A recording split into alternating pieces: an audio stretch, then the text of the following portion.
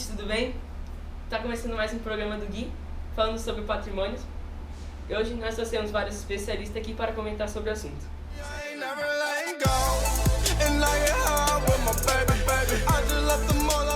Bom, produção, tem dicionário. Muito obrigado.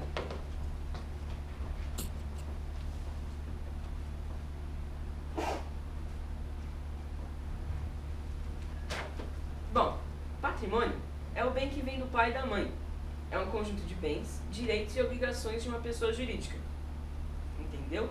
É o que é considerado como uma herança comum. Produção? Agora, vamos chamar a poderosa, lindíssima, maravilhosa Giovana Lenzi.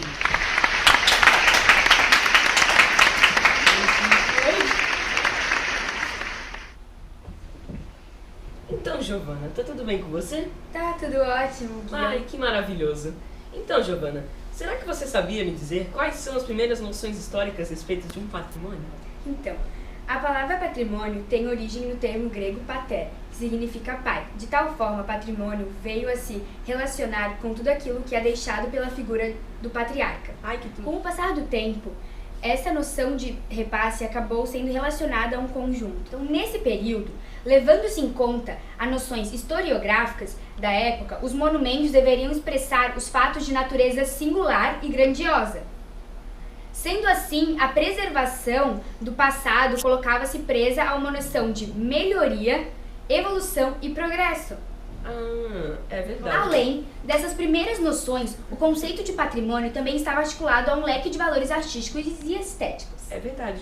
Mas, preso ainda à construção de monumentos e esculturas, o patrimônio deveria carregar em seu bojo a tradicional obrigação que a arte tinha de despertar o senso de beleza e harmonia entre seus espectadores. Ok, muito obrigado por sua participação, Giovana. Foi um prazer estar aqui com você. Então, gente, depois dessa entrevista maravilhosa que tivemos com essa nossa grande historiadora, então agora vamos chamar o presidente do IFAM, Rodrigo. Ai, gente. Ui, que boy. Alguém traz uma água pra esse cara aqui, por favor. Então, Rodrigo, o que exatamente é o IFAM? Bom, é um órgão muito importante que está ligado ao Ministério da Cultura.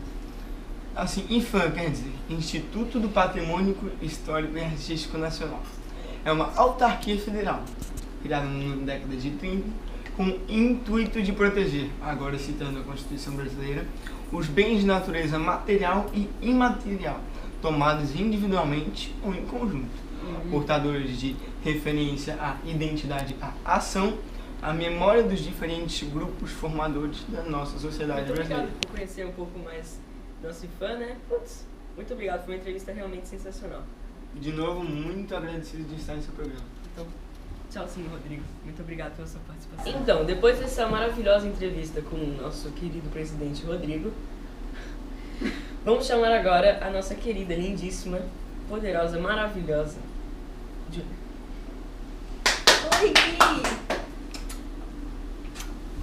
Então, Júlia, tudo bem com você? Como é que está? Tudo ótimo, Gui. E com você? Tudo comigo? Mais que perfeito. Então, Júlia, você poderia me dizer o que é patrimônio histórico? Sim, patrimônio histórico é o conjunto de bens que contam a história de uma geração através de sua arquitetura. Vestes, acessórios, mobílias, utensílios, armas, ferramentas, meios de transporte, obras de arte e documentos. Claro. E o patrimônio histórico é importante para a compreensão da identidade histórica, para que seus bens não se desarmonizem ou desequilibrem, e para manter vivos os usos e costumes populares de uma determinada cidade. Exemplo: Teatro Amazonas é um teatro brasileiro localizado no Largo de São Sebastião, no centro de Manaus, que é a capital do Amazonas. Esse aqui é o monumento às bandeiras, de Vitor Brecheret, que fica no Parque do Ibirapuera, em São Paulo. Essa é a Universidade Federal do Paraná, localizada no centro de Curitiba, que fica na capital do estado. Foi a primeira universidade criada no Brasil. Sensacional, você explica muito bem. O que seria exatamente o patrimônio cultural? Bom, Gui? É o conjunto de bens materiais ou imateriais que contam a história de um povo através de seus costumes, religiões, danças, rituais e etc. E é uma das principais fontes de patrimônio cultural e está nos sítios arqueológicos que revelam a história das civilizações antiquíssimas. E através do patrimônio cultural é possível conscientizar o indivíduo, proporcionando aos mesmos a aquisição de conhecimento para a compreensão da história local, adequando-os à sua própria história. Sensacional. Putz, muito obrigado. Agora eu fiquei conhecendo muito mais esse tipo de patrimônio. Muito obrigado pela sua presença aqui, Juju. Obrigada, Gui. Vai com Deus. Obrigado, Juju. Essa entrevista foi exatamente sensacional. Agora vamos falar com a nossa querida Larissa, que é judoca, profissional em basquete, professora de inglês, pilota de Fórmula 1, esgrimista, profissional em vôlei e tiro à distância. Muito obrigado, Larissa. Pode entrar. Oi, Gui! Nossa, seu casaco está combinando comigo. E com isso, e com isso. Ah, com tudo. Pois é, né? Então, eu queria saber o que é exatamente patrimônio material e o imaterial. Então, Gui, os bens culturais e materiais, eles estão relacionados aos sabores, às habilidades, às crenças, às práticas e ao modo de ser das pessoas.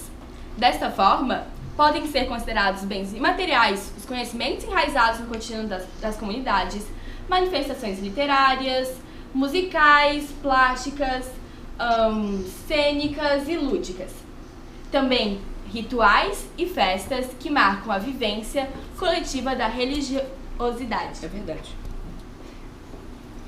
Aí, então, já o patrimônio material, ele é formado por um conjunto de bens culturais classificados segundo sua natureza arqueológico, paisagístico, etnográfico, histórico, belas artes e das artes aplicadas. Eles estão divididos em bens imóveis, como núcleos urbanos, sítios arqueológicos e paisagísticos, e bens individuais, imóveis. Tá.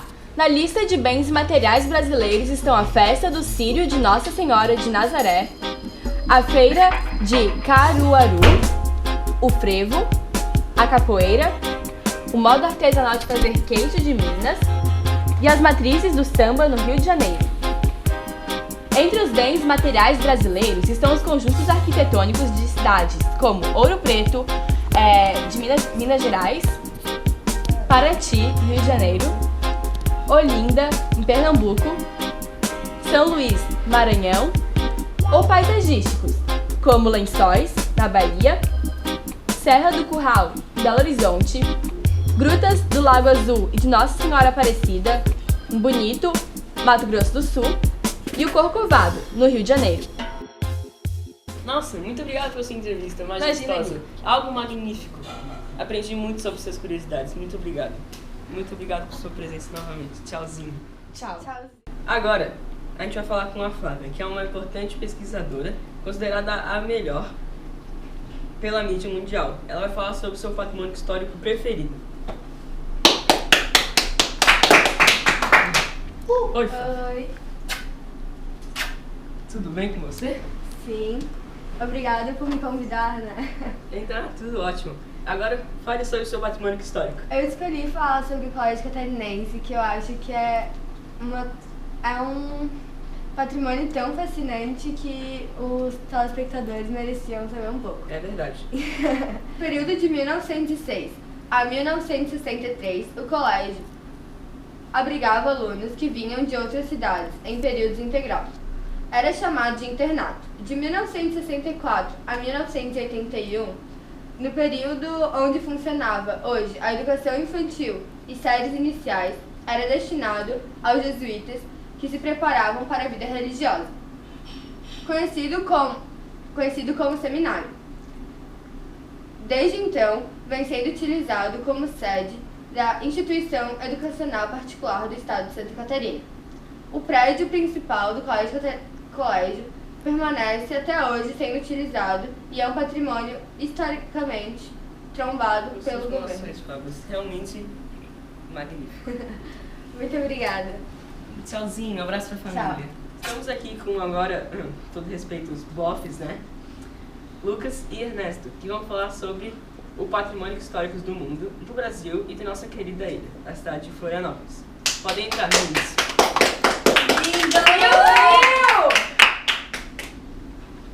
Então, meninos, tudo bem com vocês? Tudo certo. Fiquei muito elogiado aqui. Pois é. Ainda bem, eu também gostei dessa presença de vocês. Então, vocês vão falar sobre o quê? Sobre alguns patrimônios históricos do mundo, do Então, Brasil e da nossa cidade. pode Do começar. mundo escolhemos o Coliseu. Localiza-se em Roma, capital da Itália. Este anfiteatro era utilizado como palco de lutas de gladiadores, espetáculos com feras e até batalhas navais. Ô, louco. Pois o Coliseu possuía um sistema que transformava a arena num grande lago. Em sua construção foi usada mármore, ladrilho, tufo e pedra travertida. Obrigado, Ernesto. Sua participação foi excelente. Outro patrimônio do mundo que a gente escolheu foi o Big Ben, que é o relógio mais famoso do mundo. É verdade. Ele está instalado na parte de cima da torre de St. Stephen, de 98 metros e faz parte do conjunto arquitetônico do Parlamento Britânico em Londres. Nossa, que sensacional. Obrigado, Lucas. Agora pude conhecer um pouco mais sobre o Big Ben. Ernesto, você tem alguma coisa mais a falar? Sim, agora vamos falar um pouco mais sobre os patrimônios brasileiros. O Cristo Redentor é uma estátua de Jesus Cristo situada no Morro de Corcovado, cidade de Rio de Janeiro. A estátua possui 30 metros de altura, sendo mais de 8 de pedestal. Em 1937, este monumento foi tombado pelo IPHAN, que é o Instituto do Patrimônio Histórico e Artístico Nacional. Nós também estudamos sobre o elevador Lacerda, que é um dos símbolos da cidade de Salvador, e é um dos mais conhecidos cartões postais da Bahia. Apesar de secular, é um conjunto moderno que recebeu várias reformas ao longo dos anos. Você, Ernesto, alguma coisa a me dizer? Sim, agora vamos falar um pouco mais sobre a nossa maravilhosa cidade. Uma das maiores pontes pensas do mundo, a Ponte Ercílio Luz, teve sua construção iniciada em 14 de novembro de 1922 e foi inaugurada em 13 de maio de 1926. É o mais famoso e querido patrimônio histórico da cidade. É verdade, sim. Uhum. Muito obrigado. Você agora? Outro lugar muito famoso aqui na ilha de Santa Catarina é o Forte Santo Antônio de Ratones, que se localiza na ilha de Ratones Grande. Essa fortaleza fazia parte do Triângulo das Defesas, que foi idealizado por Brigadeiro da Silva Paz. Teve o início da construção em 1740 e foi construído em 4 anos. A partir de 1990, a UFSC, junto com o IPHAN e outras instituições, iniciaram o processo de restauração e revitalização da fortaleza. Ok, muito obrigado, meninos. Vocês podem se retirar agora.